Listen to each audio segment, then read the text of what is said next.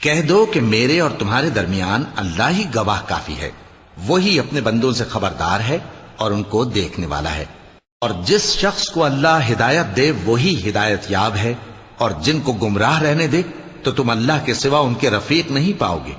اور ہم ان کو قیامت کے دن اوندھے منہ، اندھے، گونگے اور بہرے بنا کر اٹھائیں گے، اور ان کا ٹھکانہ دوزخ ہے۔ جب اس کی آگ بجھنے کو ہوگی تو ہم ان کو عذاب دینے کے لیے اسے اور بھڑکا دیں گے۔ یہ ان کی سزا ہے، اس لیے کہ وہ ہماری آیتوں سے کفر کرتے تھے اور کہتے تھے کہ جب ہم مر کر بوسیدہ ہڈیاں اور ریزہ ریزہ ہو جائیں گے تو کیا اثر نو پیدا کیے جائیں گے؟